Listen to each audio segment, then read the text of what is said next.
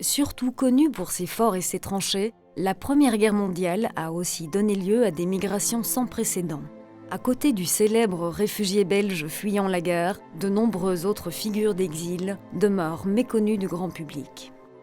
La province de Namur a été particulièrement touchée par la déportation vers l'Allemagne de près de 12 000 hommes, et ce dès l'automne 1916. L'exposition 14-18, le grand brassage des populations, dresse le portrait de ces ouvriers contraints de travailler pour les Allemands, mais dresse aussi le portrait de prisonniers politiques, d'évacués français, de militaires au front ou internés en Hollande, se trouvant dans un exil forcé, éloignés de leur famille et de leur patrie.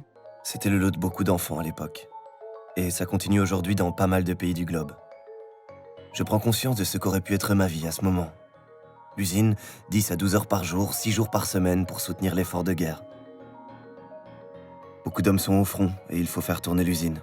Femmes et enfants, tout le monde trinque.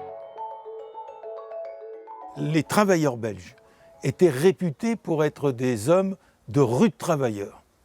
Des gens sérieux, et qui ne ménageaient pas leur peine. L'exposition 14-18, le grand brassage des populations, voyage dès cet automne à travers la province de Namur et sera visible près de chez vous.